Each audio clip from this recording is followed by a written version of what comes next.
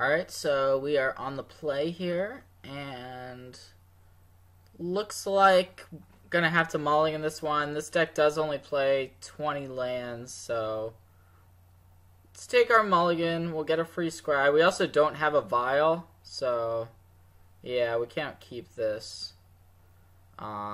This hand seems a bit more reasonable. We have some slivers to play, and we also have a vial, so we'll keep, and we don't want this second copy of Aether Vial.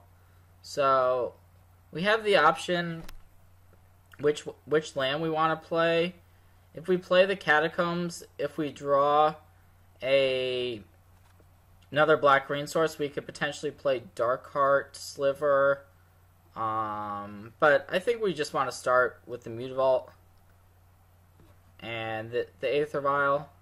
So, unfortunate that we had to mulligan this game, but our mana situation seems okay because we have a Manaweb Sliver and we've got 2 lands. So we'll see what our opponent's up to.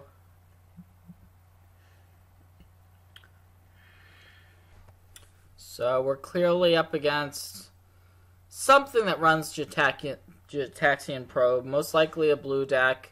Could be Delver, could be Storm, could be Infect. A lot of potential decks, but our opponent does know exactly what we're up to here. They've seen our hand, and yes, we are playing Slivers. So hopefully that information isn't too valuable on the other side of the table, but definitely the Blur Sliver is going to be a bit less of a surprise once we do get that one into play.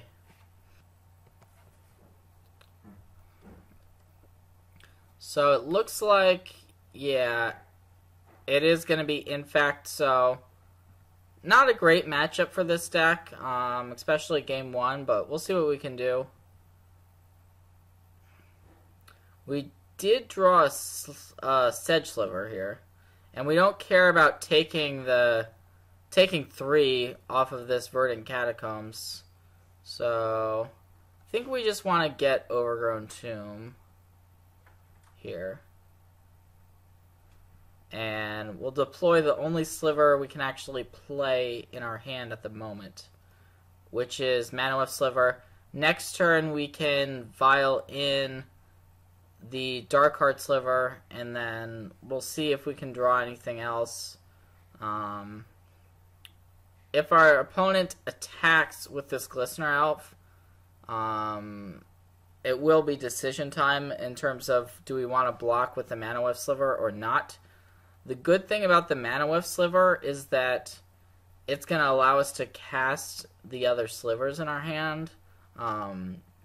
At the same time, we don't really want to take any poison damage if we can avoid it, but this card is pretty valuable, so my inclination would be we most likely want to take the hit from the Glistener Elf, but it's definitely dangerous to do so.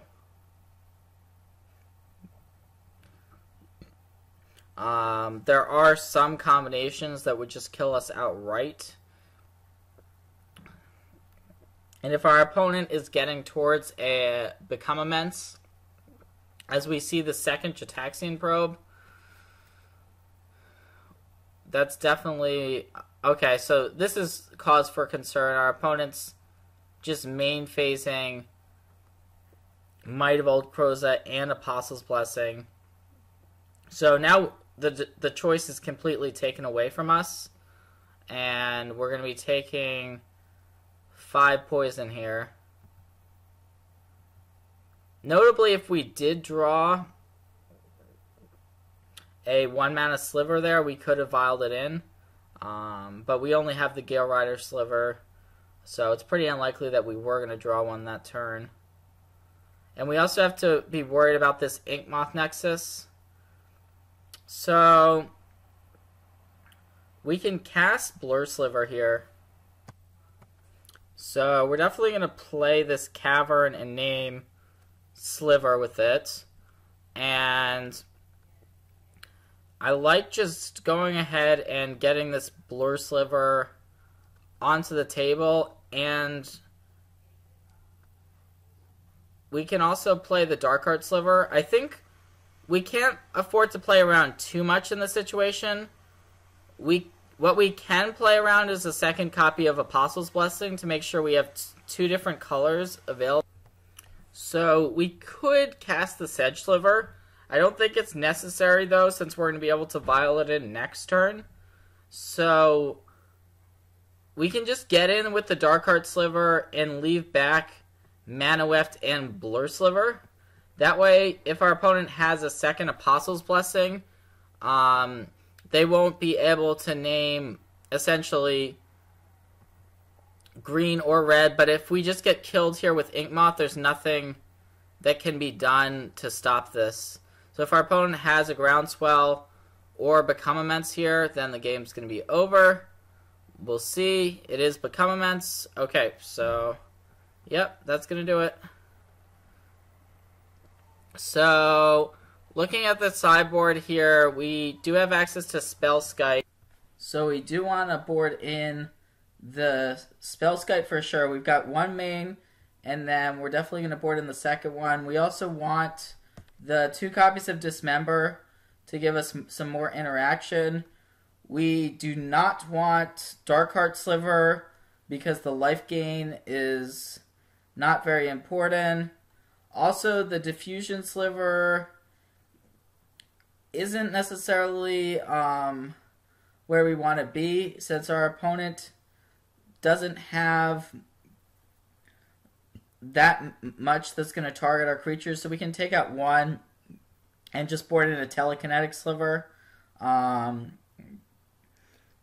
This configuration seems fine. We still got some slivers that aren't that great in this matchup, but that's just a cost we're going to have to pay. And we are going to get to play here, so hopefully our opener is a little bit better. This hand, though, is not super exciting. We don't really have any of our big payoff slivers, and I think it's just a mulligan. Diffusion Sliver, like I was saying, isn't that great against Infect. And then the Vial, we don't have that much to vial in, so let's go to 6. This 6 is okay, so we'll keep it.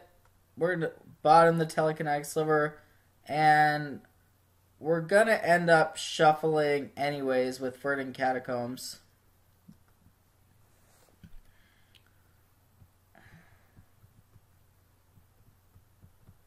The mana base in this deck is a little bit wacky, for sure. We don't have any of our lands that produce any color for slivers, which is a little bit unfortunate. So, here, I think we just want to go ahead and get a Godless Shrine. So let's do that. And it's going to come into play tapped. No reason to make it untapped. Aether Vial isn't a great draw now. It would have been nice the last turn.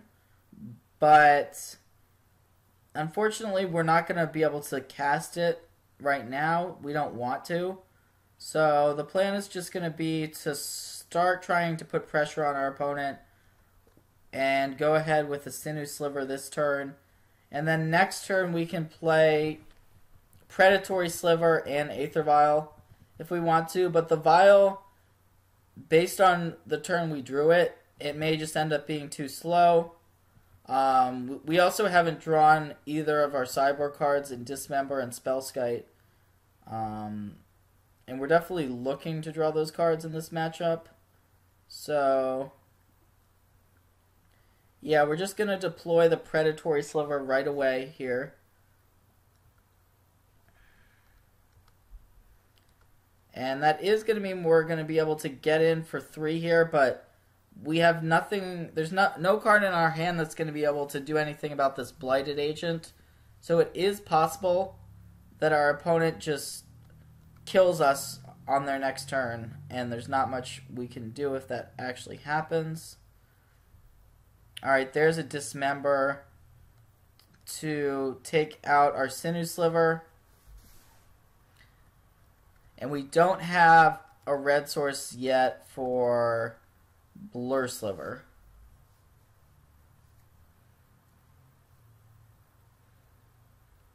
So we'll see if our opponent actually has a kill this turn or not, but either way, we're definitely going to need to draw something to be competitive with the Blighted Agent, Noble Hierarch, Inkmoth Nexus start.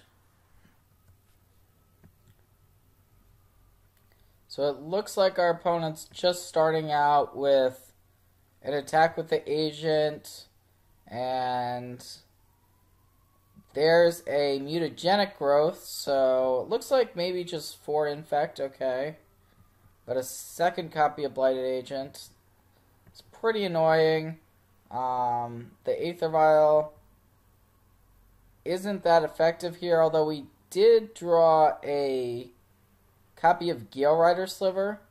So I think we actually are just going to wait on that, and if our opponent does end up attacking with Inkmoth Nexus, we can make a surprise block by vialing in the Gale Rider Sliver. So as it stands now, the race is pretty close, but if our opponent does have a pump spell here, like a Become Immense for instance, then we can just die to these Blighted Agent attacks. So it looks like a Twisted Image is just going to get cycled here. And this is very good news for us. Our opponent is firing up both Inkmoth Nexuses. So we can vial in Gale Rider Sliver here. And so the question becomes exactly what we want to do. We actually don't have lethal on the Crackback, which is the issue, because we've got 2 Mutavaults, which are 3/3s, and then we've got 2 2/2s in the Predatory and the Gale Rider Sliver. So we can just block these Inkmoth Nexuses. So let's just do that to take less poison damage.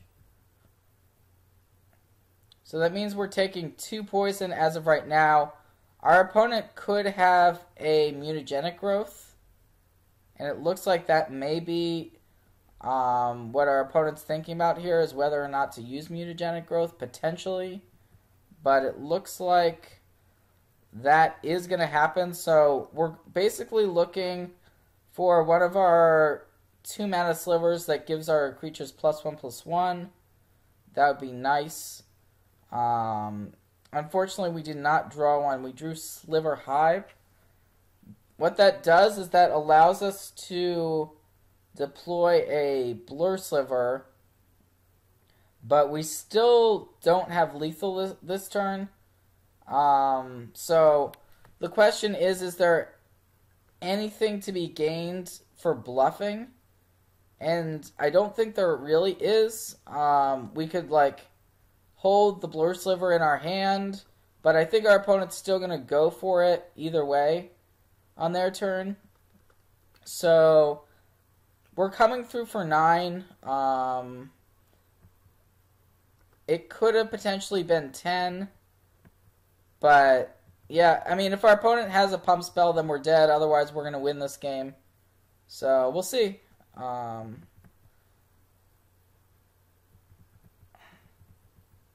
It looks like the answer, yep, there is the Mutagenic Growth, which is kind of what we suspected, and that's going to be exactly 10 poison. So, a pretty close game there.